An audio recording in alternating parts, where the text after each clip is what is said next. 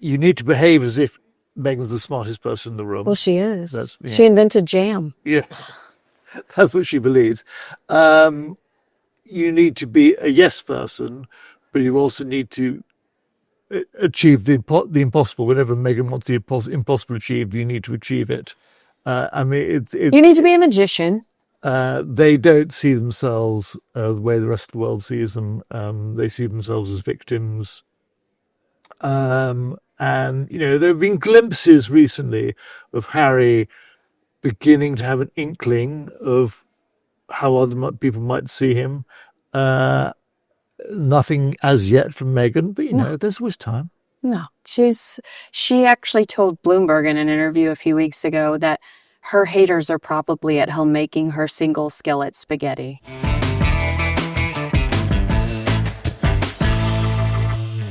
Hi, all, Kinsey Schofield here, and I'm with one of my favorite authors, Valentine Low. We are talking about power and the palace today, and Valentine, I was just telling you, great reviews on this book, great feedback from this book, and one of the most powerful stories you have is Queen Camilla fighting off a sex offender. She's at a very young age. It gives us a sense of how strong-willed and courageous she is, even earlier. We see it today. We see it in the way that she's navigated the king's cancer and becoming queen, which was a difficult evolution. But she's had a real thick skin since she was a younger woman. Yeah, I mean, she had a real inner core of steel, as seen when she was a teenager, and just whacked this chap between the legs with her shoe when he tried to. But they could have, in a way, the best bit of the story is the fact that. So this happened on a train. Yeah. When she got to the station at the end of the journey, she went to find a guy in uniform, a policeman, guard, whatever. And the chap was arrested. So not only did she have this robust strength of character to deal with him, she had this sort of sense of civic responsibility that she should get him arrested as well. Yeah. It reflects incredibly well on her. She was going to make sure he did not do it to anyone else. Yep. And Boris Johnson hears this story and says, I'm oddly inspired by this. Can you tell me how these all connect? Well, it all connected because, so in my book is all about the relationship between politicians and the royal family. And I write about how Boris Johnson, when he was mayor of London, long before he's prime minister, he goes to see Camilla. First of all, he'd been invited to tea with Charles, Prince of Wales, as he was then. And he's the mayor, and he goes from City Hall in London. And for some reason, he manages to get on the wrong underground train. The mayor manages to get on the wrong and underground. he realizes he's with his press guy, a chap called Guido Harry, and they realize about sort of 2 stops later, oh my God, we're going in the wrong direction. So they get off the train, change trains, go back into town, and as a result, they're sort of slightly late, or certainly a bit close to the wind for their meeting with Charles. And I'm not sure it goes on terribly well with Charles. He doesn't really like unpunctuality and other forms of impoliteness. Anyway, but some while later, Camilla wants to have tea with him. And she says to Charles, oh, he looks like fun. Can we have him for tea? So he does look like fun. So she invites him for tea. And again, he comes from City Hall with his press guy, Guido Harry. And this time, they don't take any chances with the train. They go by bicycle or cycle there. And Camilla can't believe she's heard they're going by bike. And she can't believe it. And she says she's kind of waiting for them at the bike shed. And says, I couldn't believe it. Whisks Boris off upstairs, and they get on incredibly well. When he comes down about an hour later, he's sort of absolutely full of it, and he's had a whale of a time. But they also talk about serious stuff. Yeah. And at the time, he is trying to open some sort of sex crisis centres around London, and this is also a subject which is close to Camilla's heart because she's long campaigned about sort of domestic abuse and sexual violence and so on. And that's when she tells them this story about her being molested on a train. Wow. And Boris tells Guido. And amazingly, the story is unreported for years on end. Including by you. Until Guido tells me when I'm talking to him for my book about Boris's relationship with Charles and so on, which is very interesting. And Guido tells me this story. I said, Guido, you could say, why is Gita telling you this story? Should be Yeah. confident. He thinks it's already come out. He's so familiar with the story Right. that he's under the vague impression that people know this already. So It's common knowledge. it's common knowledge. It's common knowledge to him. To him, yeah.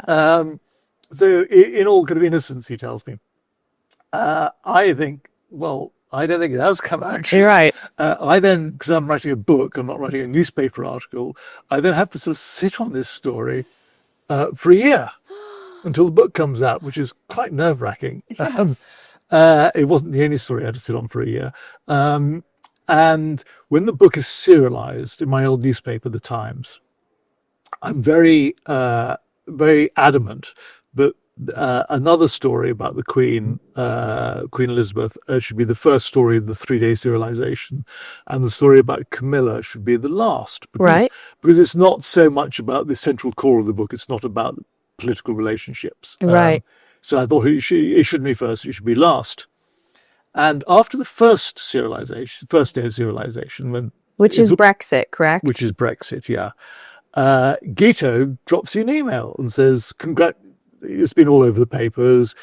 He drops me an email saying congratulations on all the coverage. Oh, by the way, I'm going on Times Radio this morning to discuss it. So I thought, great, okay. I'll listen to Times Radio. Thanks. Marvelous. Thanks for your support. Exactly. And so Guido goes on Times Radio, and at one point he says, oh yes, and I was the source for this book. I spoke to Valentine Low for his book. And the presenters, naturally say to him, well, what did you tell him? And I think, Guido, what are you doing? You're like... And I think I was shaving at the time, right? So I sort of stopped shaving and I could hear the panic in Guido's voice when he realizes what he said. Fortunately, he managed to come up with some rather more anodyne story. Yeah. But he got himself into a pickle there. He did. And the razor, your face was, fine. Everything is fine. Well, you mentioned the Brexit story, and you're absolutely right. I remember being in bed and getting text messages from UK outlets going, hey, really quickly, we need you to comment.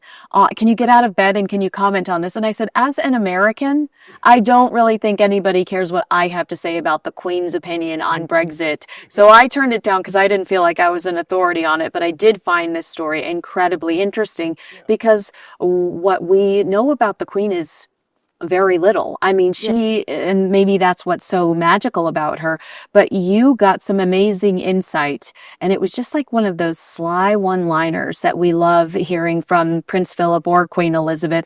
You got some insight into where her heart was when it came to a Brexit. Can you go into that? Yes. I mean, so with Brexit, there was a referendum for Britain to leave the European Union in 2016. And during that referendum, there was a front page story on the Sun newspaper saying Queen backs Brexit. This story was based on a lunch that had happened in Windsor Castle about 5 years earlier, when the Queen had said with some sort of passion, I just don't understand the European Union. Mm-hmm. And that was translated as Queen backs Brexit. She bit frustrated with the EU. The Sun got its knuckles wrapped by the press regulator over this, who said, quite rightly, that the headline was not justified by the copy. But it sowed the idea. It sowed the seed of the idea in people's minds that basically the Queen was a Brexiteer. Mm-hmm. I was speaking to a minister during my researches for my book, and the minister told me that they'd had a conversation with the Queen during the campaign, and she'd said, I don't think we should leave the EU. Better stick with the devil you know. And this is amazing, because there's no doubt, I think, that the Queen was quite sceptical about the EU, as a lot of people were, but when it came down to it, do we stay or do we leave? She was a kind of reluctant Remainer. She thought we should stay. She didn't want to. She thought we'd be better off inside. Didn't want to upset the status quo. Just thought, and she believed in that kind of. She believed in international cooperation. I think that's a key point. But this nugget of information, it reached David Cameron's ears, who's Prime Minister at the time, obviously, and he has to decide: do we use it? because he's campaigning very hard for us to stay in the EU. Do we use it or not? And That is morals wise, that had have been to the worst dilemma. Yeah, and he had to think about it, and he, in the end, he decided, I think quite rightly, most people would agree quite rightly, that you can't sort of betray what was obviously Sacred, a confidential conversation with the Queen. I mean, the Leave camp clearly had no such scruples. Yeah. But he thought he couldn't do that. But it's very interesting to consider. It was a very tight vote, 52 to 48. We all know. And it's very interesting to consider if people had known that the Queen thought on balance we should stay, would that have swung it? I don't know. It's certainly possible. The original influencer, Yeah. Queen Elizabeth. Can I ask just kind of a general question? When you talk to politicians, what is the thought about the British royal family? Do they see value in the royal family? Are they an annoyance? Are they irrelevant? What do politicians, and I'm not asking for specifics, but generally, do they think that the royal family are contributing positively culturally? Obviously, there's a range of opinions, but on the whole, they think they contribute, particularly on the international scene, because they help Britain wield a soft power. I mean, the value of a state visit. I mean, we saw that very recently with Donald Trump's second state visit. It was incredibly important in helping cement Britain's relations with the United States. But, on the other hand, when Charles was Prince of Wales and was writing all those letters to ministers, there were definitely some ministers who thought that was an annoyance. And I think I quote, it's a second-hand quote, but I got from someone very reliable. One minister saying at the time, oh God, I've had another letter from Charles. I suppose I'll have to go and see him. But we're not going to change policy as a result. So I think there was a strong theme of Charles would write all these letters and a lot of ministers would kind of humour him. Right. Yeah. Just maybe Hear what he has to say. For a break. Look interested. Yeah. Say how wise you are, sir. Thanks for the tea. It's delicious. Well, you did say that King Charles has kind of mellowed out. Yeah. When did you see that evolution of him trying to contribute almost to the point of an annoyance, according to some people, to realizing that there was a pretty crucial pivot that had to happen. Otherwise, he was jeopardizing the future of the monarchy. I think that was a change that happened over a period of years, but one of the clearest signals came in a documentary that was made to mark his 70th birthday when famously he was asked if he'd still be a meddling king as he'd been a meddling prince. Oh, no. Words to that effect. And he said, absolutely not. I know the difference. I'm not that stupid. And that had been part of a process of change. And I think he'd already stopped writing letters to ministers, according to my source. So that had happened, sometime before then. So all those Black Spider memos, those had stopped because he realized that possibly they were a bit of a burden, bit of a, thorn. He's become a thorn in people's sides. And there were other ways of communicating. And since he's become king, we have in a way seen a more mellow Prince Charles. He doesn't make the same provocative speeches anymore. And mind you, his speeches as king, they are subtly different from the Queen's. I think there's a little bit more content, a little bit more bite, but they're not the provocative, controversial speeches they used to make a couple of decades ago. I like what you do with your voice right there. Provocative. I knew exactly what you meant. I felt it. Yeah. And but he does things, he shows, not says. So the example I always point out is that, after becoming king, he had a reception at Buckingham Palace for the veterans of the Windrush generation. Yes. Immigrants from the Caribbean. And this dates back to portraits he'd commissioned while Prince of Wales of 10 members of the Windrush generation. And once those portraits are finished, there was a reception at the palace, which I actually went to for Humble brag. He was there. as a working journalist, not because Charles loved me. Um, so the artists and the subjects. It was a very nice occasion. Yeah. And this was in the wake of all the controversy about how the Home Office has treated some people from the Winter generation, Yeah. threatened them with deportation because they didn't have the right papers, because they just never applied for the right papers. Right. In all decades they'd lived in this country. It was appalling. And without ever criticizing the Home Office or addressing that issue, this was the King saying, you are valued members of society and your contribution is much appreciated, and we love you, basically. What a great example of that. Yeah, that switch. It's more strategic and clever and much more impactful than Very a impactful. secret letter that he sends to somebody because he wants them to change his mind. Well, you've covered the King in some capacity for years. I know some will scoff at this, but he's, we kind of consider him a frugal guy. He's worn the same clothes for decades, and, he has his little habits. The same very expensive clothes. Yes. But when it came to his coronation, it was really the government that wanted to show out. And it was really the government that encouraged the royal family to make it a spectacle. Talk me through that decision, because I understand both sides. The royal family not wanting to look wasteful in this current climate, heat or eat, people debating whether or not they're going to feed their families or keep the heat on. I imagine it was a hard decision when the royal family did agree with the government and say, okay, we'll do all of this. Exactly. I mean, what happened was the palace was very aware of the cost of living crisis that was enveloping us at the time, and they thought quite rightly that any kind of senseless extravagance might not necessarily go down well, when people literally don't know, as you say, don't know whether they can turn on the heating or feed their family. So the palace presented a plan. Obviously, they've been working on a plan for a long time behind the scenes. They presented their plan to the government. What did they call it at the time? A stripped down coronation? Well, I mean, they didn't call it that. Yeah, we did. We did. But a senior government source who I spoke to said, described the palace's plan as like a royal wedding plus. So quite lavish, but nothing like the late Queen's coronation, of course, and not nothing like it could have been.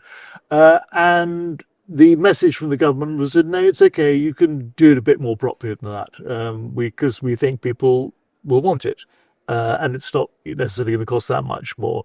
So they did do it, a bit more properly. And of course, it was much less lavish or long or spectacular than the Queen's coronation in 1953, which had sort of endless long parades stretching for miles and miles, went on forever. And the service lasted much longer, and there were sort of thousands of people packed at the Abbey. So it wasn't like that.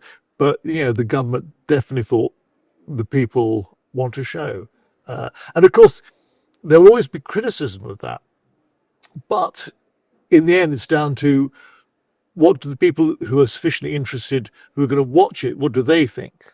Because the people who aren't interested and don't care, they're not going to watch it. So you don't need to worry about them so much. And they'll always criticize. And so they put on a slightly bigger show on the government's direction.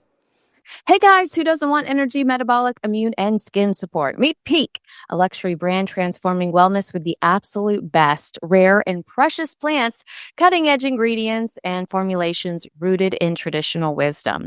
Their science-backed botanicals, minerals, and supplements support sustained energy, metabolic function, immune health, and radiant skin, making it easy to live each day with vitality. One of their newest essentials, the Deep Hydration Protocol, is a 2-part drinkable skincare system that keeps your body and skin hydrated while promoting better sleep. Made without sugar, fillers, or artificial flavors, and crafted with natural ingredients for a clean, spa-like taste you can feel good about. Daily use supports hydration, glowing skin, improved sleep, and sustained energy. In the morning, I grab BT Fountain, their beauty electrolyte. It helps hydrate from within, smooth skin, and gives me lasting energy. But in the evening, I'm grabbing for our E Fountain. This is the calming electrolyte that contains that gentle form of magnesium that eases tension and helps me get deep, restful sleep. Wake up rested and stay hydrated all day. Get 20% off for life, a complimentary gift, and explore Peak's clean, pure ingredient products at peaklife.com/Kinsey. That's PIQUE life.com/Kinsey. This is hydration redefined. Try it and glow from the inside out. Back to the show. What's the ultimate objective for the government? Are they thinking that a ceremony like this is a tourist invitation where I'm sitting at home? And it was, well, no, I was here. But years ago, I would have been watching a royal wedding going, I've got to visit, I've got to go, I want to be a part of this. It's so gorgeous. Or is it a show of strength globally, just reminding the world of how gorgeous your traditions are and, politics are so polarizing, but you have this monarchy that unites a lot of I'm not going to say all of the country, but a lot of the country. I think that that's what makes this country so special is you might not have voted for that guy, but you will all show up to celebrate a royal baby. I think it's all of that. It's definitely one eye on the international stage and soft power. It's also a distraction. Governments like a distraction. Oh. You remember Winston Churchill famously described the wedding of Princess Elizabeth and Philip in 1947 as a flash of colour on the hard road we have to travel. So governments like that, and it's a unifying thing, and it emphasises our traditions. And I think particularly conservative governments like to emphasise our national traditions. It's a whole range of factors. Well, I'm sorry I didn't prep you on this, but I don't know if you saw the King get heckled earlier this week about Prince Andrew. Yeah. Does that make you nervous at all? I mean, it's one heckler, but the King has cancer. He's was in Italy meeting with the Pope for this historical event earlier. They pray together. All eyes should be on this historic moment. And I feel like there are people that want to get rid of the monarchy and are seeing weaknesses today and are trying to take advantage of that. And I wonder if you're worried about that as well. Or did the royal family bring so much value that they can survive a couple of scandals? I think the survival of the royal family is nothing to do with any short-term scandals. Go back to 1992, the annus horribilis. That was a very bad time for them. 1997, the death of Princess Diana, another bad time. There have been 2000 Megxit. Yeah, exactly. Or 2020, I should say. There are a lot of these things which cause temporary blips in popularity. What I would be much more concerned about if I were advising the royal family is the long-term trend. So, the late pollster Bob Worcester of Moray used to say that the support for the royal family is one of the great constants in British polling, and for about 30 years it remained solid at about 70%. And over the last sort of 20 years or so, it's slipped down to about 60%. And while at the same time, while we're absolutely not a Republican country yet, support for republicanism has gone up from around 20% to around 30%. And it's those long-term trends that I very much think that William is concerned about. Mm-hmm. And William is looking to the future when he's on the throne and pondering how he can grapple with that and how he can make the royal family relevant and useful in the years to come. Yes, because we talk about the positive distractions, but I mean, the reason I ask you that question is because there are a lot of negative distractions too, and this Prince Andrew scandal being one of them. Yeah. It doesn't reflect positively on the institution, although the government might be like, thank you, we're going to be over here trying to fix all this stuff while this chaos ensues. And I've actually seen some of my American audience say they feel like Andrew's a scapegoat. Why aren't we holding some of the American politicians accountable for their associations with Jeffrey Epstein? Is Andrew the bigger distraction so that we don't hold, some of the politicians, the prominent politicians in the United States that have some sort of relationship with Epstein? Well, I think that's a question for the American media to answer. Absolutely, yes. But one of the answers to that is surely that there aren't necessarily concrete accusations. Right. Just because you're on the list doesn't mean anything happened. You might have just been around. Okay. Yeah. Yeah. I mean, you could. There are valid questions to ask about why you would want to be around a Jeffrey man Epstein, who was kind of such an obvious sleazeball. Really. Yeah. Yeah. He just looked like one. Yeah. Like, no, thank you. I had a couple of questions while reading this book, but they were unrelated to the book. But you're my Harry and Meghan expert. How much, if any, influence did the government have on Megxit? We're watching them debate stripping legally Prince Andrew of his titles as the Sandringham negotiations are going on. Did the government feel compelled to get involved? Did they not want to get involved in the Harry and Meghan drama? Would they need to get involved in the Harry and Meghan drama? I think basically they didn't get involved, except in the security. Well, I mean, yes, that's another one. They didn't want to get involved, except for Boris Johnson claimed in his memoir that he was asked by someone in the palace to have a word with them. And he did, we think, certainly that's what he says, have a word with Harry. They were both, if you remember, so they announced they were going, and on a Sunday night, Harry makes a speech at a charity function. He says, I'm just Harry now, right? Yeah. That's where he says, I'm just Harry now. Yeah. And it was after, I think it was probably possibly the day after that, Harry's had a thing to do with investment in Africa in Docklands in London. Boris is there too. And they have a little meeting in a side room, 20 minutes. We know that meeting took place. It was reported at the time. No one knew what they said. And Boris had a word with him. I mean, someone must have been desperate if they thought that that was the solution. That was the solution. Now, the palace has denied it. I certainly don't believe everything Boris says, not by a long chalk. Does he allude at all to what his advice was? No. But the fact the palace denies it, I take that with a pinch of salt, because maybe it wasn't the question of the Queen's private secretary ringing out the Prime Minister and said, we would like to request that you do. Maybe someone connected with the palace had an informal word with Boris and said, well, why didn't you mention something? But it certainly smacked of desperation. And Harry and Meghan don't listen to anybody, never have done, never will do. Why would they listen to this buffoon, Boris Johnson? God love him. You talk about Churchill. He's kind of enchanted, and how can you not be with the Queen Elizabeth? Yeah. Do you think he would have given good advice on? Well, let's break it down into two. What do you think he would have advised about Prince Andrew?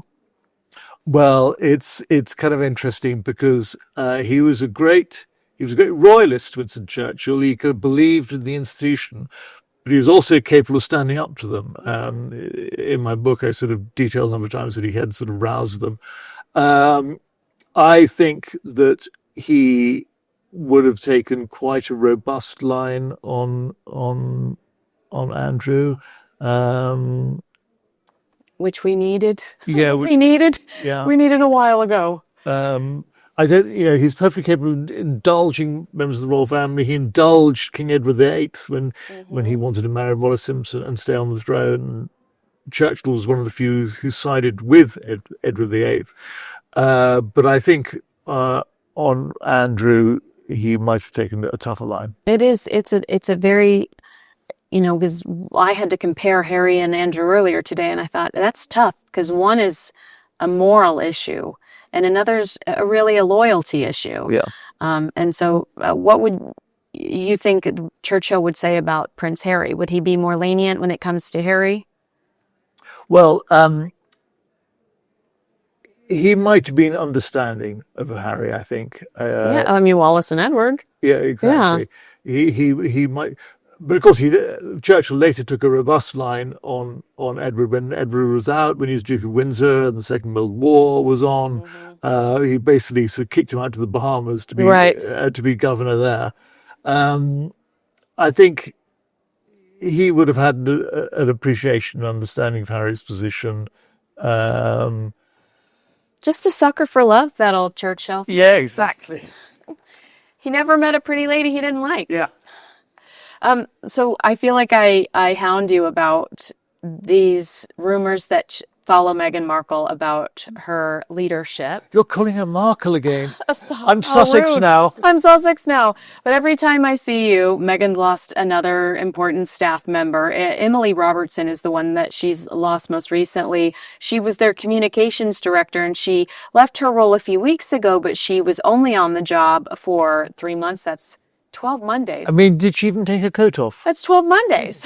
Like, do you even, have you gone through one pad of paper or one sticky note pad in 12 Mondays? I was wondering, what are the characteristics do you suspect that Prince Harry and Meghan Markle like in an employee or a collaborator? If I still have the courage to apply for a job at Archwell or with them directly. Oh, please apply. What kind of skills do I need on my CV? You need, for a start, you need to behave as if Meghan's the smartest person in the room. Well, she is. She invented jam. Yeah, that's what she believes. You need to be a yes person, but you also need to achieve the impossible. Whenever Meghan wants the impossible achieved, you need to achieve it. I mean, you need to be a magician. It's a tough role, and I think you need to perfect that great skill that good private secretaries, good assistants, good whatever have. Of if you think your boss wants something stupid done and you've got a better idea, you've got to somehow persuade them of your idea, but make them think it's their idea. Yeah. Oh my gosh. That is the ultimate tyrant that you just described. Like, they teach us that in Hollywood. Make them think it's their idea. Yeah. Oh my gosh. Yeah. It's a lot of work. Yeah. For low pay. Is there a single hire out there that can change public perception around Harry and Meghan, or might that take some inner work? I think it would take some inner self-reflection. Yes, because I think you're right. They don't see themselves the way the rest of the world sees them. They see themselves as victims. And there have been glimpses recently of Harry beginning to have an inkling of how other people might see him. Nothing as yet from Meghan, but there's always time. No, she actually told Bloomberg in an interview a few weeks ago that her haters are probably at home making her single skillet spaghetti. Like, she said that out loud. I wish it was a parody, but it was very true. What do you think about the current government's relationship with the British royal family? Are you surprised that it seems as at ease as it is? Because wouldn't you expect Keir Starmer's team to be a little bit more like, let's just get them out of the way, because they're not the conservative side? Well, the royal family has long had a history of having actually surprisingly good relations with the Labour Party. Yeah. This goes back to George V and Britain's first ever Labour government in 1924. George V had a fantastic relationship with Ramsay MacDonald, got on far better with Ramsay MacDonald than many of his predecessors, particularly Lloyd George. The late Queen, had a great relationship with Harold Wilson, her Labour Prime Minister in the 1960s and 70s. I see. It's quite clear there's quite a good relationship between Keir Starmer and King Charles. I see them as having quite a lot in common, although obviously there are things they don't have in common. There's a sort of earnestness that they both share and a desire to get things done. Um, Can I say something unpopular that I'm probably going to get torn apart for? why don't you do that? Yeah, I feel like they both have something to prove and they see that in each other. So it's a really good working relationship because if I win, you win. And if you win, I win. And we have a lot to prove. So I wouldn't argue with that analysis. really, I feel so smart. Thank you. It was my idea, of course. Yes. Yeah. Well, it's interesting to watch them work.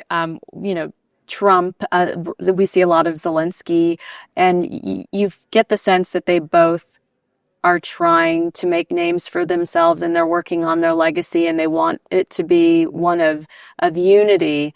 But I do think that based on some feedback that some people see that as weakness, be stronger, be more country first. But I think that ultimately King Charles wants to be seen as a unifier and a peaceful person. Yeah, he wants to be seen as a unified and peaceful person. And don't forget that for all the criticism of Keir Starmer, a lot of people would agree that his greatest successes are on the international stage. That's interesting. And when you see certain individuals say that they're going to take Prince Andrew's titles to Parliament and they're going to debate and they're going to strip him of that, do you think that that's necessary? Or do you look at that and see a politician trying to insert themselves in history, trying to make a name for themselves, or just trying to showboat? I mean, I don't know if I have an opinion, but I feel like when I look at this, I think, are you just trying to make a name for yourself? And are you trying to insert yourself in this scenario? I don't see them as trying to insert themselves into the historical narrative. It's more they're trying to reflect public revulsion about Andrew. Very fair. And, when Andrew was first sort of demoted from royal duties, people thought that was enough. And then he was stripped of his stripped of his all his honours and patronages and all that sort of stuff. And then most recently, he's having his dukedom sort of stood down, put in abeyance, whatever abeyance means. Each time people think, well, is that enough? And it just seems that the public sentiment means that that's not enough. Right. And so I think that's what the behaviour of these politicians reflects. It's the desire to continually punish Andrew. What's interesting is that, although there have been other revelations recently, about him keeping up contact with Andrew after he'd said he didn't, so prima facie case of blatant dishonesty by Andrew, of him asking his police personal protection officer to investigate Virginia Giuffre when she first makes the allegations. They're both very damaging allegations against Andrew.